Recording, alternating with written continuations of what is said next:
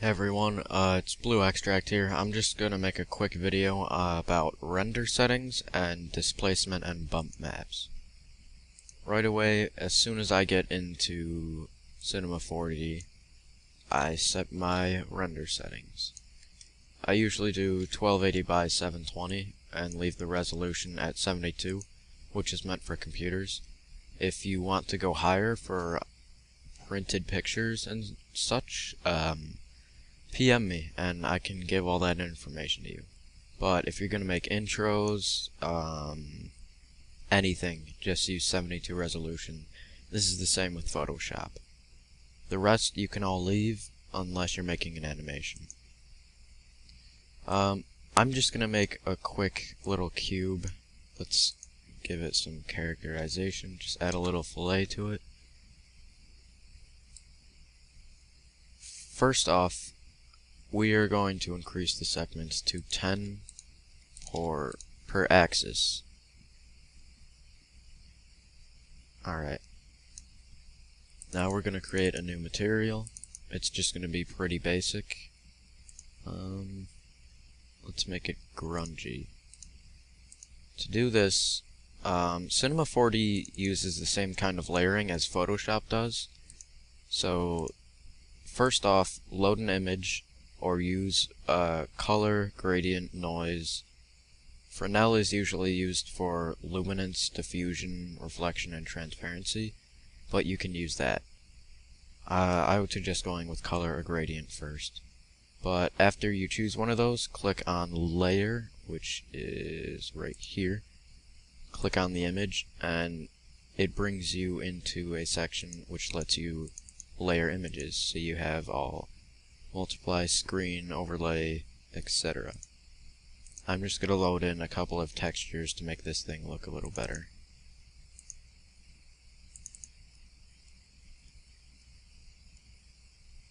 That looks okay to me.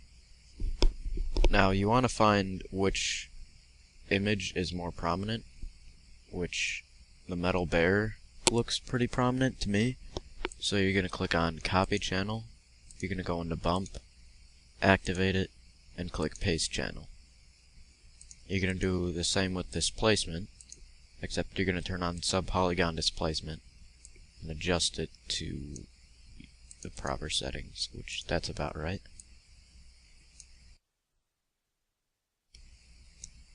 Now, instead of when I render it, it's going to render out displacement maps. That kind of looks like garbage to me. It's not as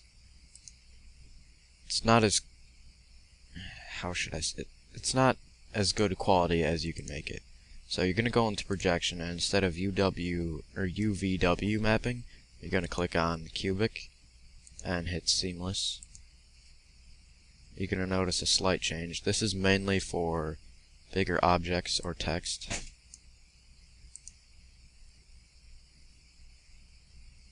What it does is basically apply the texture to each face of the object. As you can see, without the texture, it's just let's just get rid of it. Without the texture, it's just a regular cube. With the displacement map and bump, what it does is creates levels of height and depression, varying with the blacks and whites of the texture. So if we go into the material,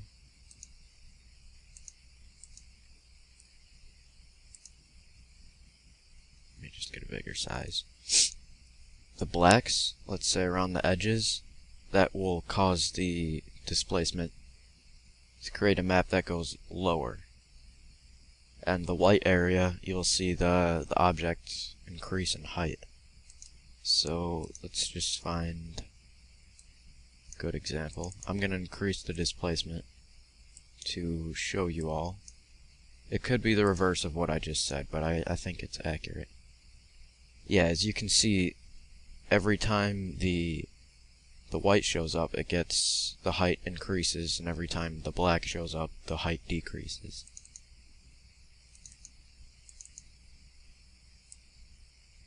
Normally you want to keep displacement maps at about 20 to 25 and the height at about 5 for objects like this.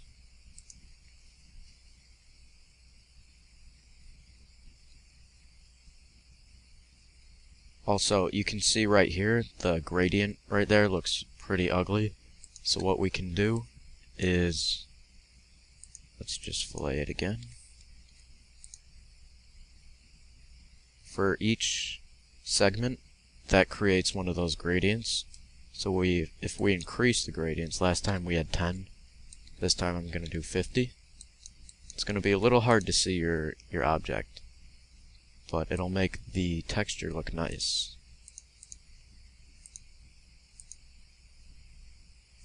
Now when I forgot to make this object editable. Now when we render it, it's just preparing displacement maps. When we render it, you can see the gradients. It looks better, but not the best. It's going to eat up render time, but it's going to look amazing. Now I'm going to do 100.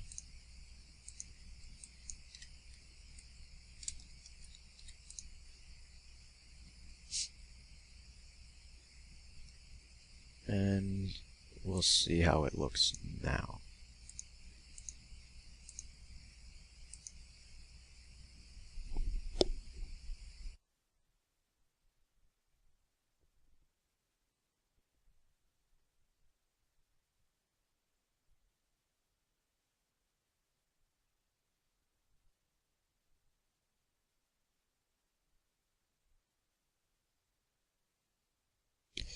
It looks slightly better, as you can see, but because we filleted the object, it's going to create that effect. So let's just make a quick text. There's two ways to create 3D text.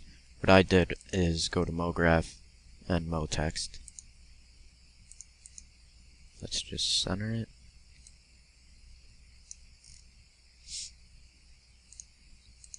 Give it a little depth.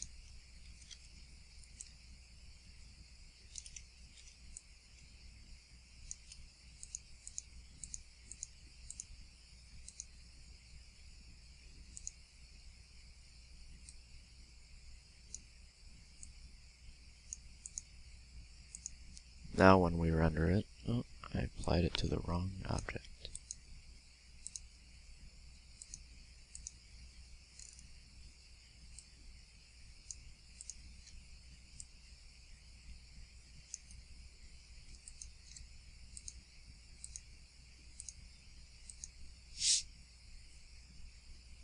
Now when we render it real quick, it looks great for text. Normally, for text, I would do something like add a gradient onto the edges so it creates a little shadow. Unnoticeable in the texture editor, but when we render it, it should, see right there, gives it a little bit of depth. But the way to make it look really nice is to go to your render settings and turn on depth of field, ambient occlusion. What I use is Grayscale Gorilla's Light Pack.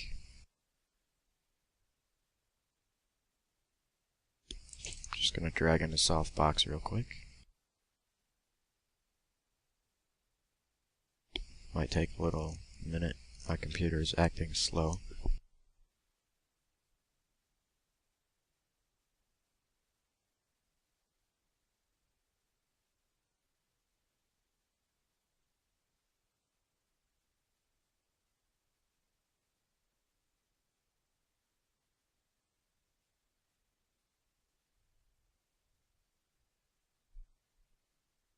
Now when we render it out, it should give a nice depth of field and ambient occlusion.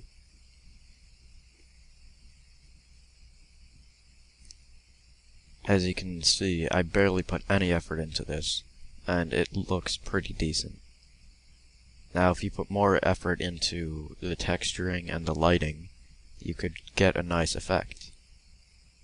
that was just a quick tutorial on how to do basic lighting, ambient occlusion, depth of field, and texturing.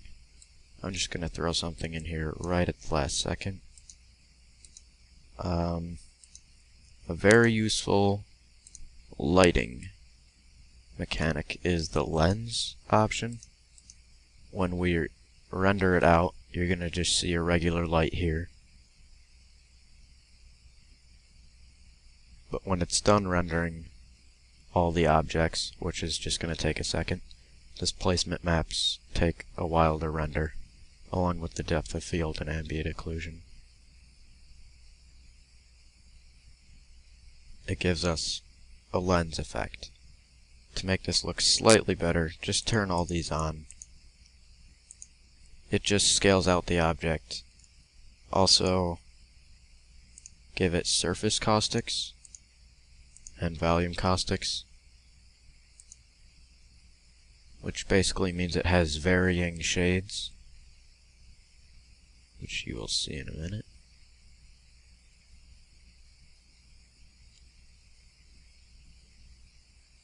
You might be able to tell it's not as bright as before. That's the caustics. As soon as this T is done rendering, you'll see the lighting. You can't notice it now because I don't have much rendered and it's at a pretty close distance. But I'm going to open up a project real quick.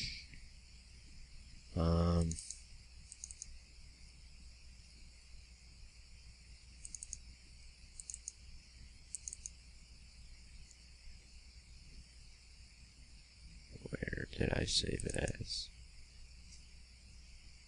I'm going to pause the video, let this render, and show you how lens effects are useful.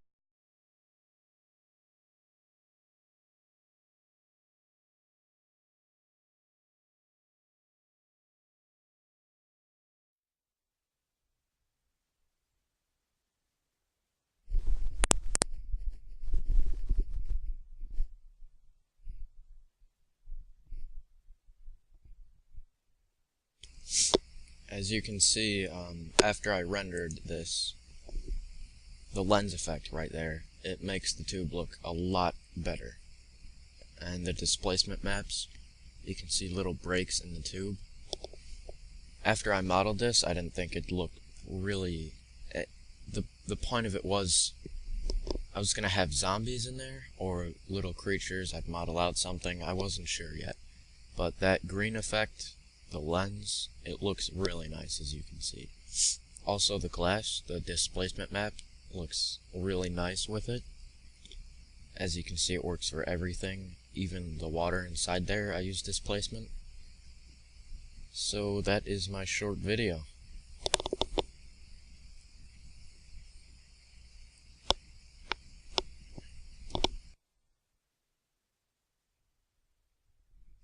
Yeah, remember to like if this helped you, and subscribe if you like my videos.